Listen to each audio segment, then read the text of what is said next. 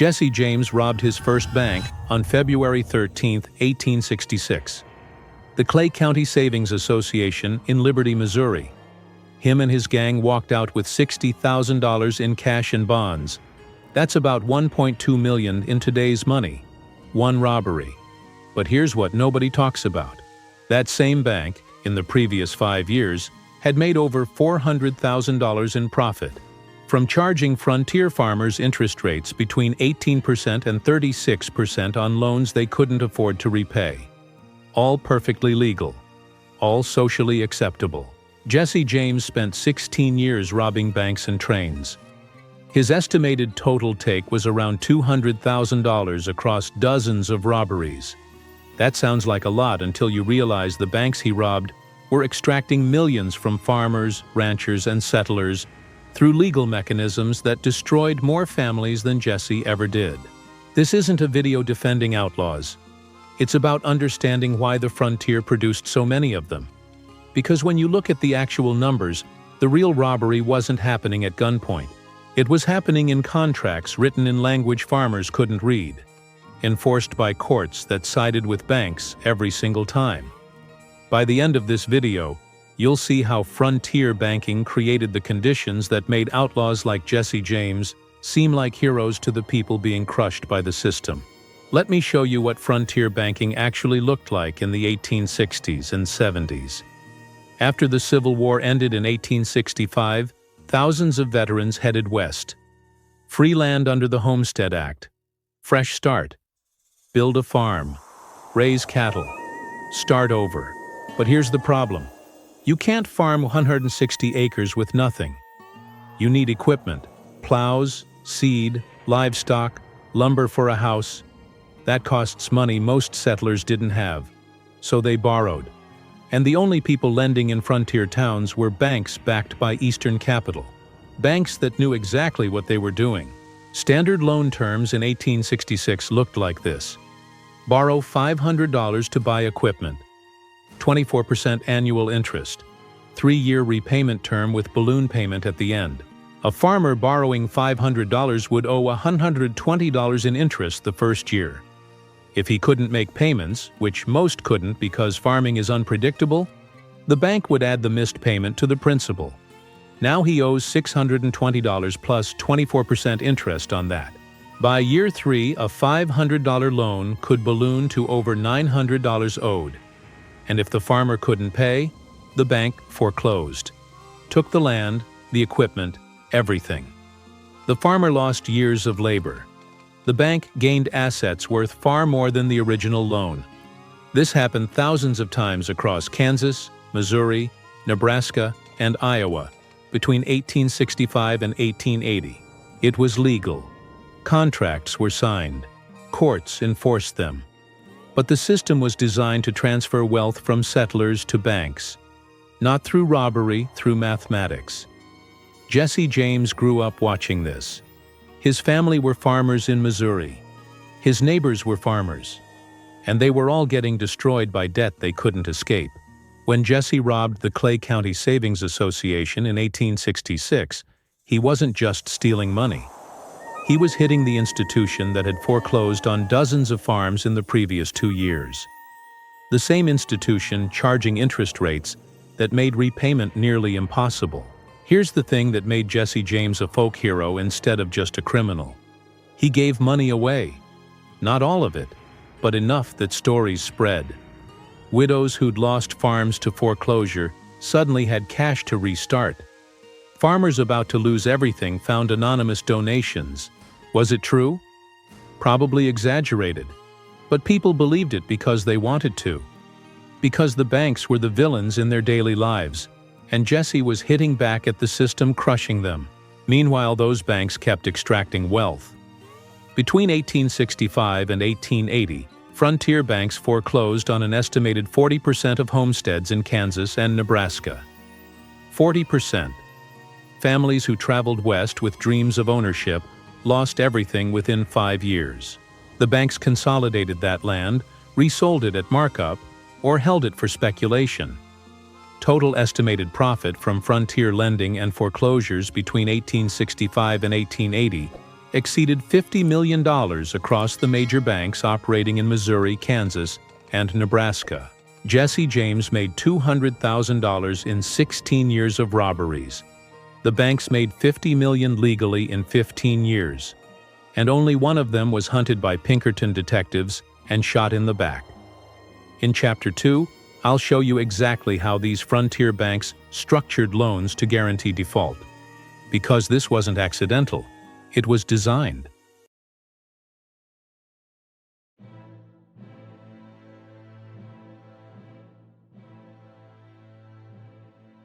Frontier banks didn't accidentally create loans that farmers couldn't repay.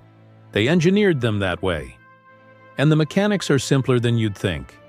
Let's break down exactly how a typical frontier loan destroyed a family in 3 years. A farmer arrives in Kansas in 1867 with a Homestead Act claim, 160 acres of land, legally his if he can improve it and live on it for 5 years. But he's got nothing else. No equipment, no seed, no livestock, no house. So he walks into the Abilene Bank and Trust looking for $800 to get started. The banker's friendly, helpful. Yeah, we can do $800. Here's the terms. 24% annual interest, 3-year note with balloon payment.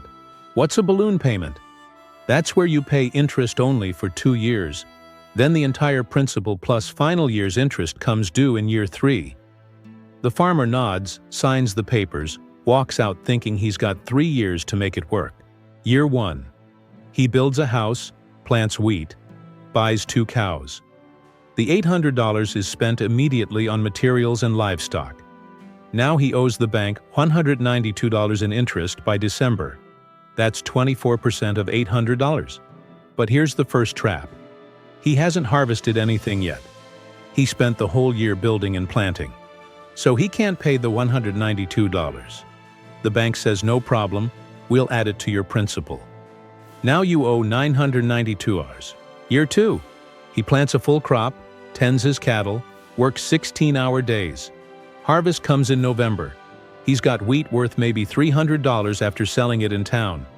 He owes the bank 24% of $992, which is $238 in interest. He pays the $238 from his harvest. He's got $62 left for his family to survive the winter.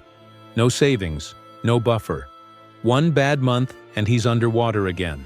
Year 3. This is where the trap closes. The balloon payment comes due. He owes the entire $992 principal plus another $238 in interest. Total, $1,230. His farm might generate $400 in income that year if everything goes perfect. No drought, no locusts, no cattle disease, no market crash. But he needs $1,230 by December or the bank forecloses. It's mathematically impossible. A $800 loan at 24% interest with a 3-year balloon means the farmer needs to generate $1,230 plus living expenses within 3 years. Most frontier farms took 5 to 7 years to become profitable. The bank knew this. That was the point. Because when the farmer defaults in year 3, the bank forecloses. They take the 160 acres of now improved land, the house the farmer built, the equipment he bought with their money, everything. Then they resell the farm for $500 to the next settler, who takes out another loan, who defaults in 3 years, who loses everything. One piece of land could cycle through 3 or 4 families in a decade. The bank collected interest payments from each one, then seized the assets when they couldn't pay. Between 1867 and 1877, Kansas banks foreclosed on over 12,000 homesteads using this exact model, and it was completely legal. The courts backed every foreclosure. Contracts were signed, terms were clear, defaults were defaults. No sympathy for farmers who didn't manage their finances properly. That's $50 million in transferred wealth over 15 years across Kansas, Nebraska, and Missouri. Land taken from farmers who improved it, resold to the next round of victims, while banks collected interest and fees at every stage. Jesse James wasn't robbing random institutions. He was hitting the Clay County Savings Association, the Russellville Bank, the Gallatin Bank. All of them were running the same loan trap schemes that destroyed frontier families. When he robbed the Daviess County Savings Association in 1869 and took $700, that bank had just foreclosed on 8 farms in the previous 6 months. Total value of those seized assets? Over $9,000. Jesse took $700 at gunpoint and became the most wanted man in America. The bank took $9,000 legally and got a favorable write-up in the Kansas City newspaper praising their sound lending practices. People knew this. That's why Jesse had cover in every town. That's why Pazes couldn't find him. Because half the farmers in Missouri had either lost their land to banks or watched their neighbors lose theirs. In Chapter 3, I'll show you exactly how much money Jesse actually stole, where it came from, and how it compared to what the banks were extracting every single month from the same communities.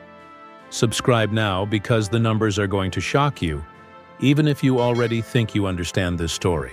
The real robbery wasn't happening at gunpoint. It was happening in contracts written by lawyers and enforced by judges who all worked for the same financial system.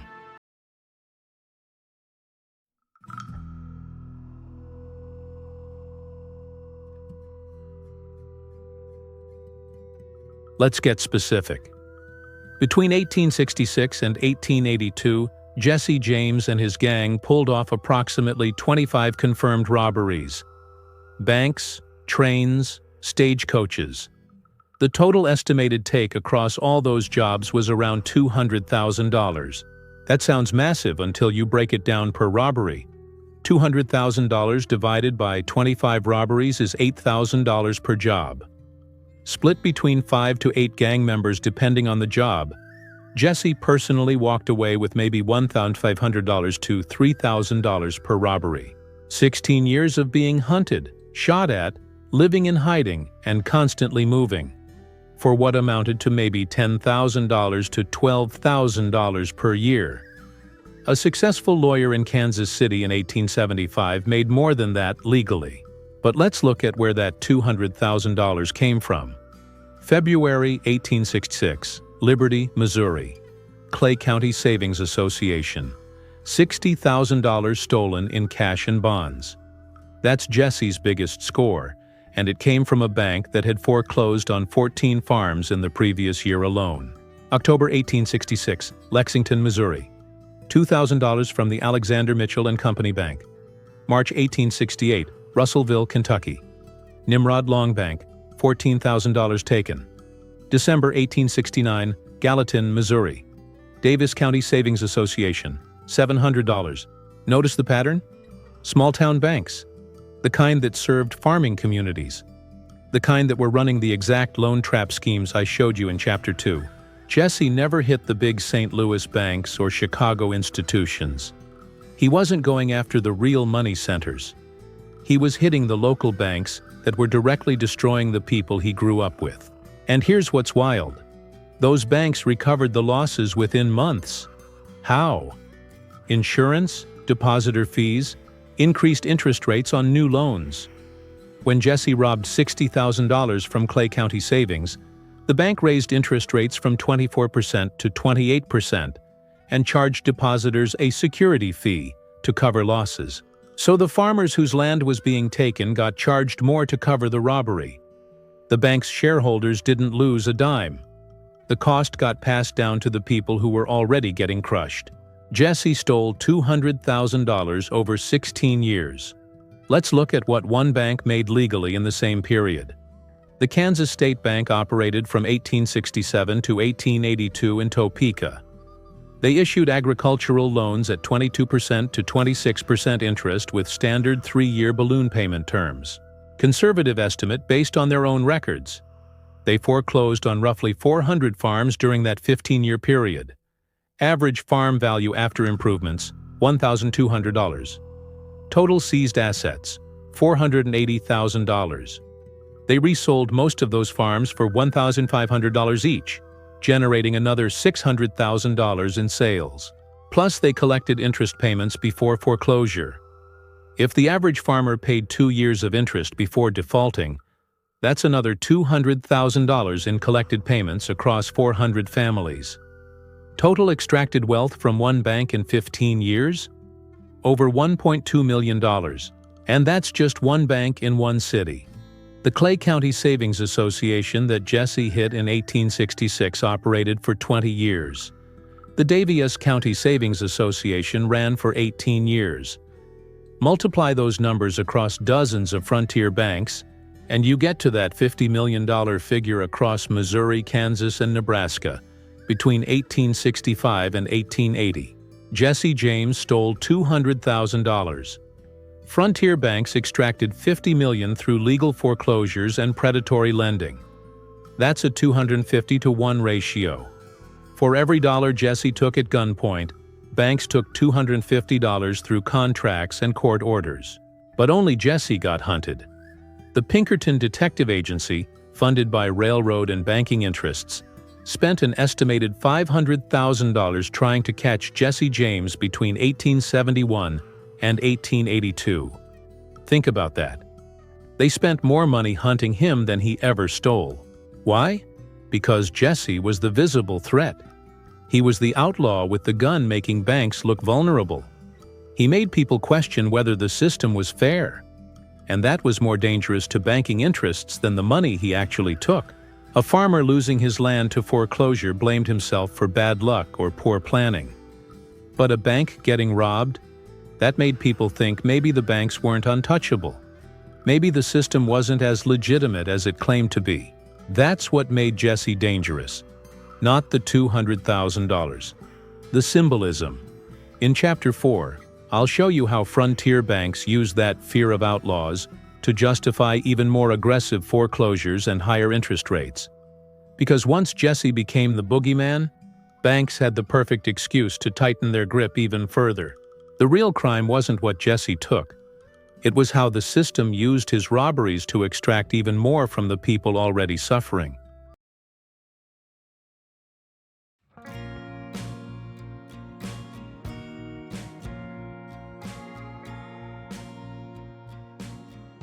After Jesse hit the Clay County Savings Association in 1866, something interesting happened across Missouri and Kansas.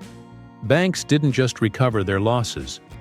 They used the robbery to justify changes that made everything worse for farmers. Security fees became standard. Every depositor got charged 2% to 5% annually to cover increased security measures after the robbery. If you had $100 in the bank, you now paid $2 to $5 per year just to keep your money there. But here's the thing. Most of those security measures didn't materialize. No armed guards, no reinforced vaults, just higher fees and the same wooden door with a basic lock. The Clay County Savings Association collected an estimated $12,000 in security fees between 1866 and 1870. Jesse stole $60,000 once. They extracted $12,000 from their own customers over 4 years using his robbery as the excuse. Interest rates went up too. The justification was always the same. Increased risk from outlaw activity requires higher returns. Banks across Missouri raised agricultural loan rates from 22 to 24% to 26-30% between 1866 and 1870. For a farmer borrowing $1,000, that's an extra $40 to $60 in annual interest. Across thousands of loans, banks were pulling in hundreds of thousands of extra dollars every year, all blamed on Jesse James and outlaw gangs. And the best part for banks? Foreclosure rates went up because farmers couldn't afford the higher interest. More defaults meant more seized land, more assets to resell. The outlaw problem became the perfect excuse to accelerate the wealth extraction system. But it gets better. Banks started lobbying state governments for protection. They argued that outlaw activity was hurting economic development, that farmers couldn't prosper if banks weren't secure, that law enforcement needed more funding. Kansas passed the Bank Protection Act of 1871. It allocated state funds to reimburse banks for losses from robberies up to 50% of stolen amounts. Taxpayer money covering bank losses. So when Jesse robbed a bank, the state paid half of it back using money collected from the same farmers getting foreclosed on. Banks got robbed. Taxpayers covered it. Banks raised fees and interest rates anyway. And farmers paid 3 times. Once through taxes, once through higher fees, once through increased loan costs.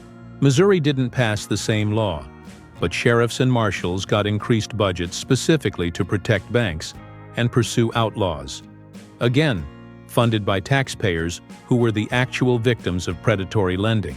Between 1870 and 1880, Missouri spent an estimated $2 million on law enforcement directly related to bank robbery prevention and outlaw pursuit. That's $2 million in public funds to protect institutions that were extracting $50 million from the population through legal means. And Jesse? He kept robbing.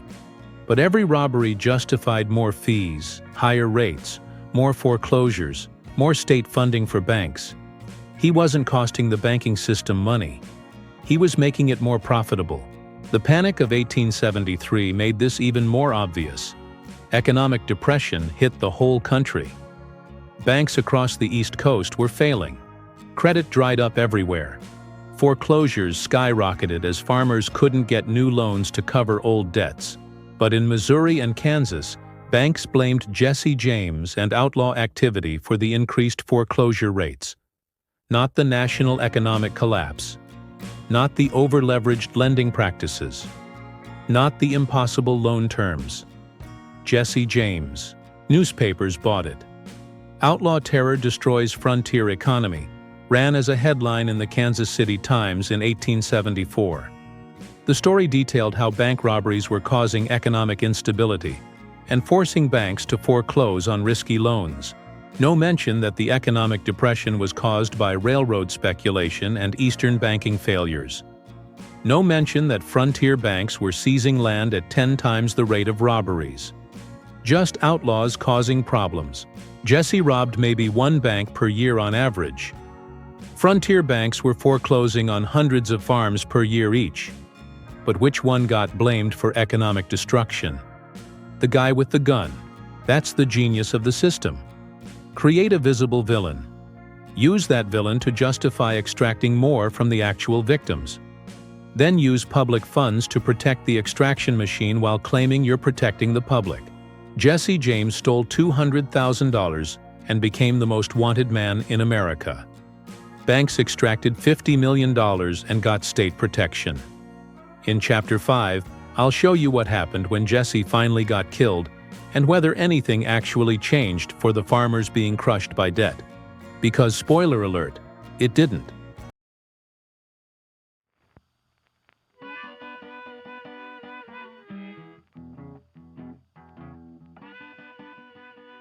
April 3, 1882.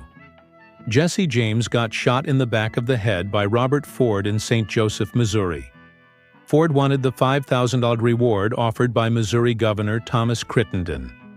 The most famous outlaw in America was dead at 34. Newspapers across the country celebrated. "Reign of terror ends," declared the New York Times. "Justice prevails," ran in the Chicago Tribune. Missouri banks issued statements about how they could finally operate without fear. So what happened to frontier farmers after the outlaw threat disappeared? Foreclosure rates went up. Between 1882 and 1890, Kansas and Missouri banks foreclosed on more farms than in the entire previous decade. Why? Because banks no longer needed the excuse. Jesse was dead. The younger gang was scattered. Outlaw activity dropped dramatically in the 1880s. But the loan structures didn't change. The interest rates didn't drop. The balloon payments still came due. Without the outlaw boogeyman, banks just quietly continued the same system. No security fees anymore because there was no security threat. But they kept the higher interest rates. 26% to 30% became standard instead of emergency measures. The Kansas State Bank foreclosed on 180 farms between 1882 and 1885. 3 years. No Jesse James robberies to blame. Just math. Just farmers who couldn't make balloon payments on loans designed to default. Robert Ford got his $5,000 reward. He tried opening a saloon in Creede, Colorado, got shot and killed in 1892 by someone who thought he was a coward for shooting Jesse in the back. The reward money was long gone by then. Meanwhile, the banks that had offered that reward kept operating. The Clay County Savings Association, Jesse's first target in 1866, stayed open until 1904. They foreclosed on an estimated 240 farms between 1882 and 1904. That's more land seized in 22 years of peace than Jesse ever disrupted. Total estimated value of those foreclosed properties? Over $400,000. Remember, Jesse stole $60,000 from them in 1866. They made nearly 7 times that amount from legal foreclosures after he died. And here's what's darker. Jesse became a legend. Folk hero. Songs written about him. Books, plays. The outlaw who stood up to banks and railroads. By 1900, Jesse James was more famous dead than alive. But the farmers he supposedly represented? Forgotten. No songs about the family that lost their homestead in 1884 because they couldn't make a balloon payment. No legends about the widow foreclosed on in 1887 after her husband died, and the bank refused to restructure the loan. The mythology grew around Jesse, while the actual victims of the banking system just disappeared into history. That's how the system wins. Make the rebel into a story. Ignore the thousands of people getting destroyed by the legal mechanisms that created the need for rebels in the first place. By 1890, the frontier was closing.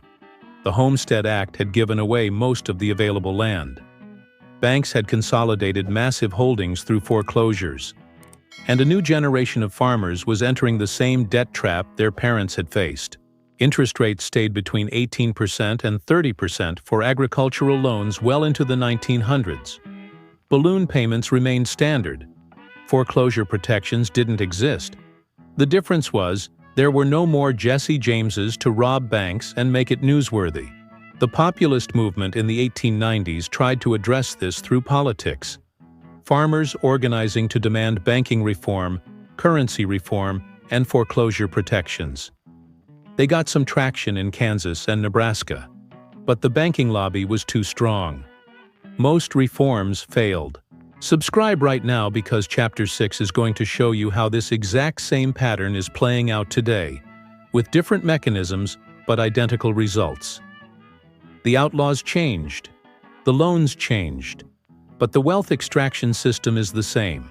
Jesse's death didn't stop anything. It just removed the visible enemy that let farmers believe someone was fighting back. Once he was gone, the foreclosures continued without the drama, without the stories, without anyone paying attention. That's the real lesson. The outlaw makes headlines. The system grinds on in silence. And by the time people realize what happened, the land's already gone. The debt's already transferred, and another generation is signing loan papers they can't afford to repay. Jesse James died in 1882. The predatory lending system he fought against lasted another 50 years, until the Great Depression finally broke it. And even then, it just evolved into new forms. Let me show you those modern forms in Chapter 6.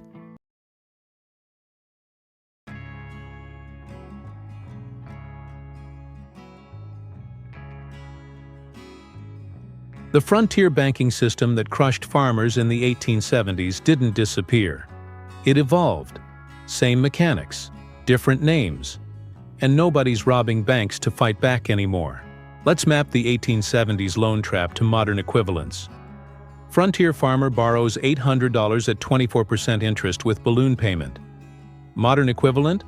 Payday loans, title loans, subprime auto financing. Interest rates between 36% and 400% annually, with balloon structures or rollover mechanisms that trap borrowers. The numbers are even worse now. A payday loan for $500 at 400% APR costs $2,000 to repay over a year. That's the same wealth extraction ratio that frontier banks used. Borrow $500, owe $2,000. Default, lose your car, or get sued for wages. Between 2015 and 2023, payday and title loan companies originated over $90 billion in loans annually in the United States. Default rate is roughly 25%. That's $22.5 billion in defaulted loans per year, where lenders seize assets or garnish wages. Compare that to Jesse James's $200,000 over 16 years. Modern predatory lending extracts more wealth in 3 hours than Jesse stole in his entire criminal career. And it's completely legal. Subprime auto lending is even bigger. 7-year car loans at 18% to 25% interest for people with bad credit. You finance a $25,000 car at 22% over 84 months, you pay $47,000 total. Default rate on subprime auto loans hit 12% in 2024. That's millions of cars repossessed annually. The bank keeps every payment you made, takes the car, resells it at auction, then sues you for the difference if the auction doesn't cover the remaining balance. You lose the car, lose the payments, still owe money. Frontier farmers faced the same thing when banks foreclosed and demanded payment on the remaining debt. But here's where it gets identical to the 1870s. Student loans. Borrow $50,000 at 6% to 8% interest for a degree. Standard repayment is 10 years. But if you can't make payments, the debt doesn't disappear. It grows through interest and fees. Total outstanding student loan debt in the United States in 2025 is over $1.7 trillion. About 20% of borrowers are in default or delinquency. That's $340 billion in loans that aren't being repaid. The government garnishes wages, seizes tax refunds, and destroys credit scores. No bankruptcy protection, no escape. Jesse James would recognize this immediately. Loans designed with repayment terms that don't match income reality. Default mechanisms that punish borrowers while protecting lender profit. Legal structures that make escape impossible. And just like the 1870s, the wealth extraction is staggering. The federal government made $1.6 billion in profit from student loans in 2023 alone. Not revenue, profit. Interest and fees minus defaults and administrative costs. The government is running the same predatory model frontier banks used 150 years ago. Credit cards are the same trap with different packaging. Average credit card interest rate in 2025 is 24%. That's the exact rate frontier banks charged farmers. If you carry a $5,000 balance and make minimum payments, you'll pay $8,000 to $12,000 over 10 to 15 years depending on the terms. Total credit card debt in America in 2025 exceeds $1.1 trillion. Average household with credit card debt owes around $7,000 to $8,000. And here's the frontier parallel. If you miss payments, they don't just charge late fees. They raise your interest rate to 29.999% as a penalty. That's the balloon payment in modern form. You're managing the debt, then one missed payment triggers penalty rates that make repayment impossible. Just like the farmer who managed for 2 years then couldn't make the balloon payment in year 3. The scale is incomprehensible compared to Jesse James. He stole $200,000 from banks that were extracting $50 million from frontier farmers. Today, legal predatory lending extracts over $100 billion annually from Americans through payday loans, subprime auto loans, student loans, and credit card debt. And there's no Jesse James robbing the institutions doing it. Because in 2025, if you rob a bank, you go to prison. But if a bank robs you legally through contract terms, interest rates, and fee structures designed to trap you in permanent debt, that's just business. In Chapter 7, I'll show you why nobody fights back anymore, and what changed between 1882 and now that made legal robbery so much more effective than frontier banks ever dreamed possible. The answer isn't what you think.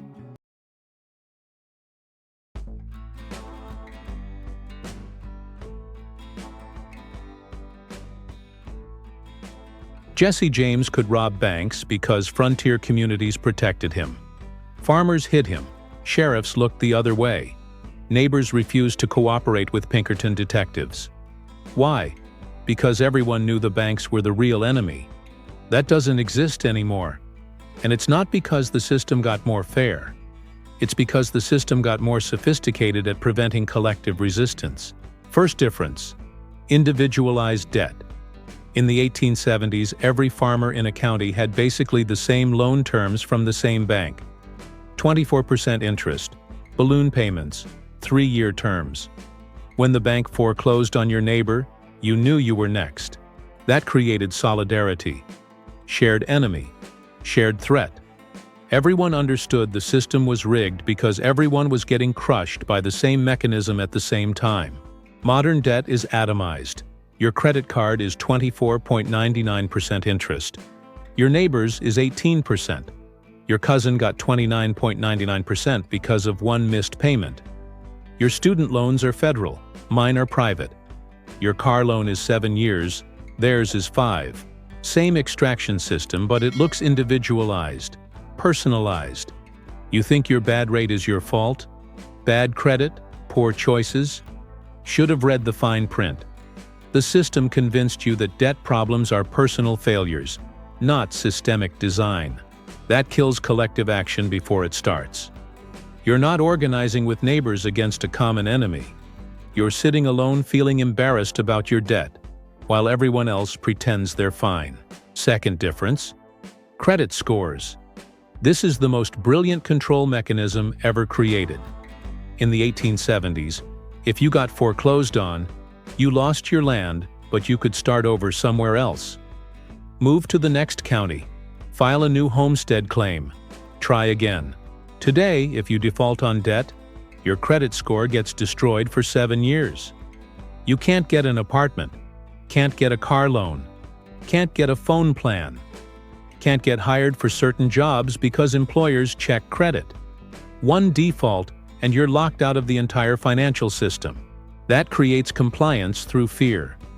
You keep making minimum payments on impossible debt because defaulting means economic exile.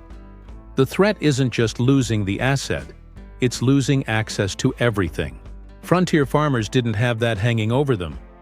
Default meant you lost the farm, but there was no permanent record following you. No database tracking your failure across state lines.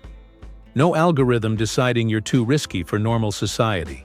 Third difference: complexity and invisibility. Frontier lending was simple enough that everyone understood it. Bank loans you $800 at 24%, you owe $1,530 in 3 years or they take your land. A 10-year-old could explain that. Modern financial extraction is deliberately complex. Variable interest rates, adjustable rate mortgages, compound interest on revolving credit, amortization schedules, balloon payments hidden in 47-page contracts, written in legal language designed to confuse. You can't fight what you don't understand. And most people signing loan documents have no idea what they're actually agreeing to. They just see the monthly payment amount and hope they can afford it. Fourth difference: no physical enemy. Jesse James could point to the Clay County Savings Association. Physical building. Named individuals running it. Local target you could see and touch. Your credit card debt is owned by a Delaware corporation, serviced by a company in South Dakota, backed by securitized debt traded on Wall Street. Who do you rob? There's no building, no vault, just servers and data centers and automated payment systems. The enemy became invisible, distributed, impossible to locate or confront physically. That makes resistance feel pointless even if you wanted to try. Fifth difference: propaganda. In the 1870s, farmers knew banks were destroying them. There was no counter-narrative. The bank foreclosed, you lost everything, everyone saw it happen. Today, debt is marketed as empowerment. Credit cards give you freedom. Student loans are investing in yourself. Car loans let you build wealth. The language is designed to make you grateful for the mechanism extracting wealth from you. And if you fail, that's your fault for being financially irresponsible. Should have budgeted better. Should have worked harder. should have made smarter choices. The system shifted blame from predatory structure to individual failure. That's why nobody fights back. Not because modern extraction is smaller than frontier banking, it's 500 times bigger, but because the system learned how to isolate victims, threaten permanent punishment, hide the mechanism, eliminate physical targets, and convince everyone that debt problems are personal moral failures. Jesse James had community support because everyone knew the enemy and knew the fight was legitimate. In 2025, you've got $60,000 in student loans, and you think it's your fault for choosing the wrong major. That's the evolution. Chapter 8 shows you what this means right now in 2025, and whether anything can actually break this system, or if we're just locked in forever.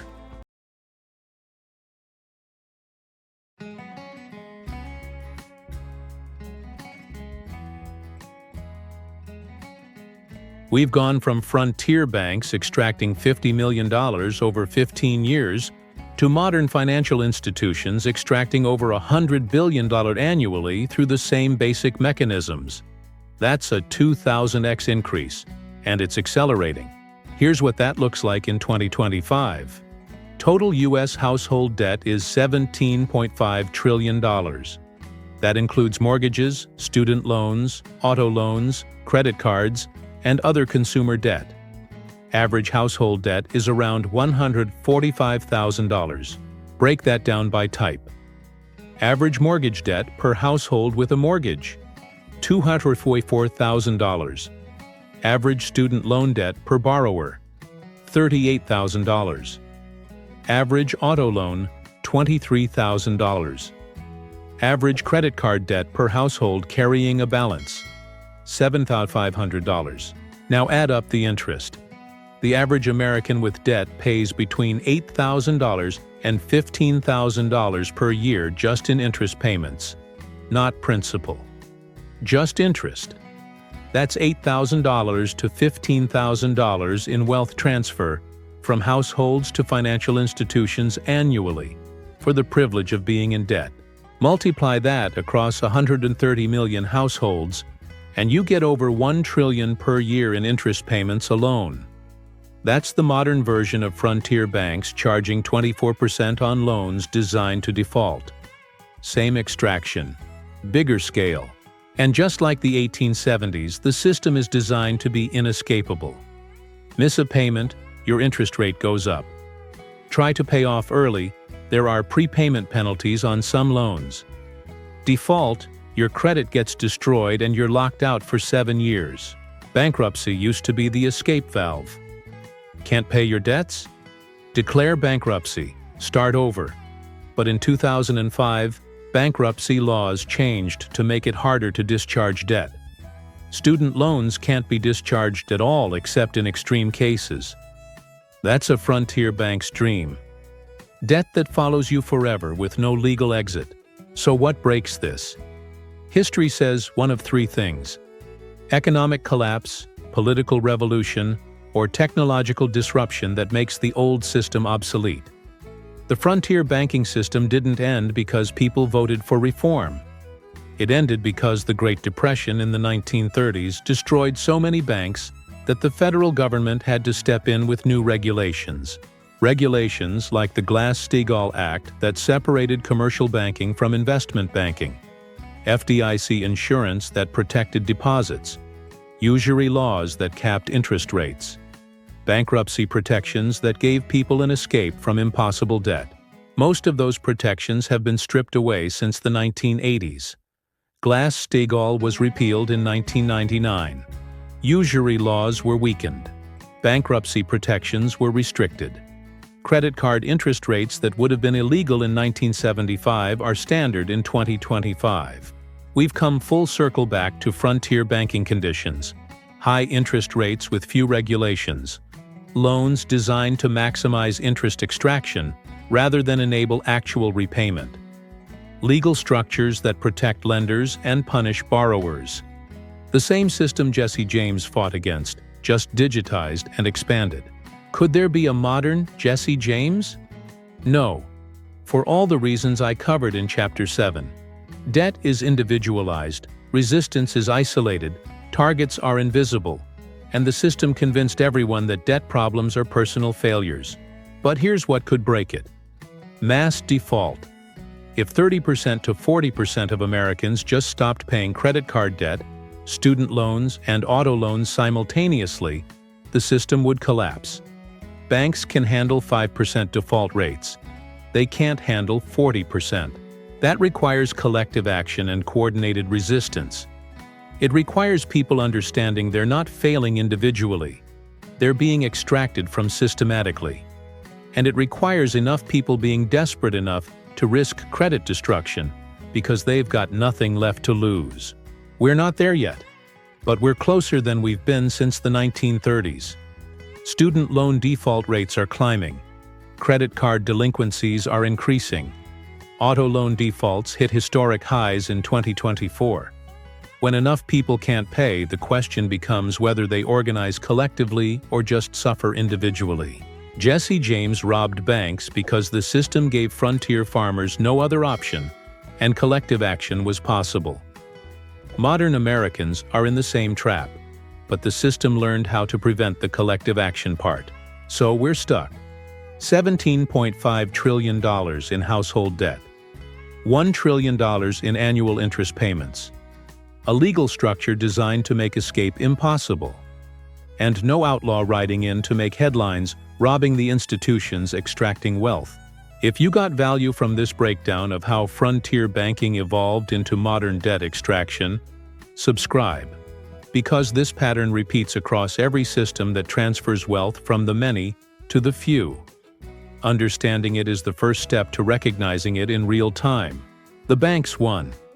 Not because they stopped being predatory, because they made the predation legal and convinced everyone it was normal. Welcome to the Cowboy Playbook. Subscribe to survive the Wild West.